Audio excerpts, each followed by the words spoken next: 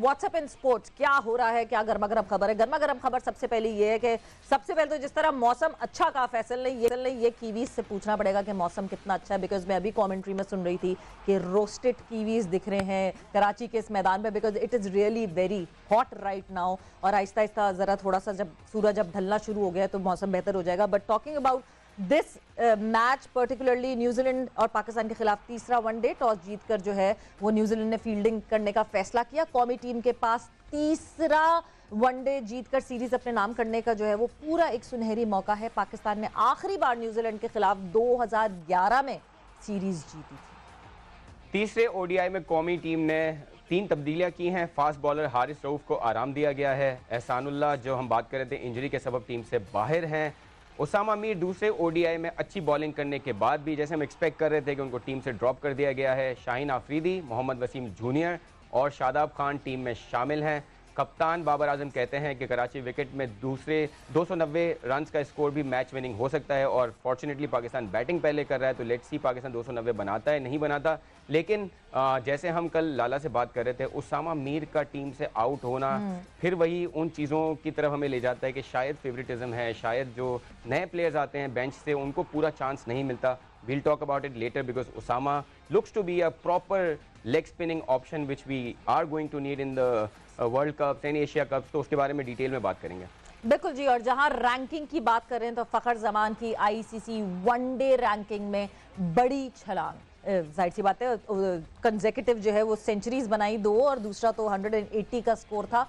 New Zealand के खिलाफ मुसलसल 2 सेंचुरीज बनाने के बाद फखर को वनडे रैंकिंग में दूसरे नंबर पर पहुंचा दिया और बाबर आजम वहीं नंबर 1 पे जो है वो वहीं टिके हुए हैं। और इमाम उल हक क्योंकि पिछले 2 मैचेस में इमाम कुछ ज्यादा चिप इन नहीं कर सके थे तो 3 दर्जे तनज़्ज़ुली के बाद 5वें नंबर पर चले गए। डिस्कशन को अब हम आगे बढ़ाएंगे। ऑब्वियसली एक तरफ ये तीसरा ओडीआई जरूर चल रहा है पाकिस्तान वर्सेस न्यूजीलैंड, बट दूसरी तरफ the $1 million question, Asia cup होगा नहीं होगा, पाकिस्तान में होगा, न्यूट्रल वेन्यू पे होगा, बहुत सारे सवालात हैं और जवाबात बहुत कम लोगों के पास या शायद अभी किसी के पास जवाब नहीं है।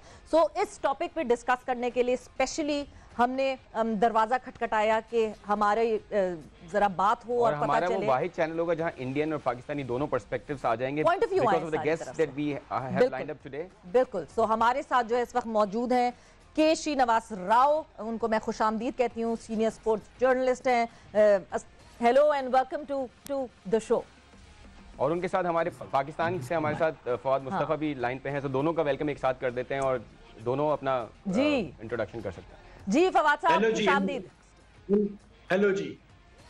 सो सबसे पहले केएसआर आपसे मैं शुरू करूंगी और क्या हो रहा है, कहाँ ये ऊंट किस करवट बैठेगा एशिया कप के हिसाब से जो सारी खबरें आ रही हैं, neutral venue, no neutral venue, what is your take on it? होना क्या चाहिए सबसे पहले तो मैं आपसे पूछना चाहूंगा। Savera, thank you for having me on your show. मैं पिछले 4 दिन से जो हेडलाइंस पढ़ रहा हूँ वो यही है कि एशिया कप नहीं होने वाला है, एशिया कप पोस्टपोन होने वाला है, एशिया कप कैंसिल होने वाला है।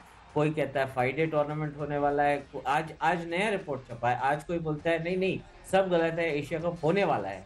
कोई और कहता है कि एशिया कप का वेन्यू चेंज होने वाला है। तो ये कहाँ से आ रहे हैं रूमर्स, मुझे कुछ समझ में नहीं आ रहा। आई गो बाय लॉजिक और लॉजिक ये डिक्टेट करता है कि Asia cup today as a event, as a property is among the 4 to 5 most lucrative properties in cricket. Okay, तो ऐसे टूर्नामेंट को कभी भी बंद नहीं किया जाएगा। तो ये जो भी रूमर फैला रहा है कि टूर्नामेंट बंद होने वाला है या कैंसिल होने वाला है, वो ये इसको मतलब इसको नजरअंदाज न करें। It's a very very lucrative property. It is the only property ICC के बाहर, वो एक ही ऐसा प्रॉपर्टी है जहां पे इंडिया और पाकिस्तान का क्लैश जो है वो विजिबल है और वो होकर रहेगा, और ऐसे प्रॉपर्टी को आप बाजू नहीं हटा सकते। बिल्कुल। तो एशिया कप नहीं जा रहा, एशिया कप होने वाला है। फवाद साहब आपका भी पॉइंट ऑफ व्यू लेंगे और ये बहुत अच्छा पर्सपेक्टिव दिया है इंडियन साइड से कि हमें इसको एज अ प्रॉपर्टी देखना चाहिए, और अगर Asian cricket boards specially Pakistan और इंडिया उसको एज ब्रांड अगर देखें तो इस ब्रांड को जो भी नुकसान होता है वो सारे बोर्ड्स को उसका नुकसान भुगतना पड़ेगा। So how do you see the current scenario, और आपको क्या लगता है कि कैसे इस ब्रांड को प्रोटेक्ट किया जा सकता है, और specially BCCI has to play a strong role in it?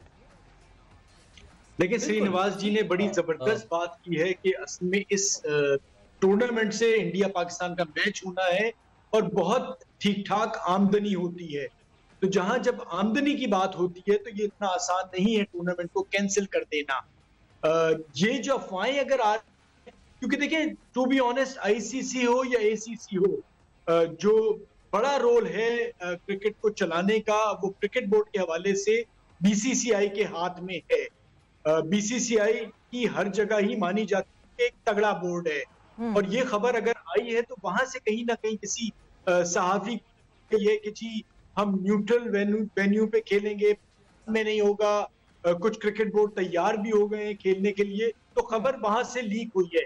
तो खबर तो इस तरह से बनाई गई है, but officially Pakistan cricket board से हवाले से बता दूं कि कोई ऑफिशियल ऐसी खबर नहीं है। नेपाल क्वालिफाई किया, नेपाल ने कहा we are coming to Pakistan, तो इस तरह की खबर वहां से भी आई।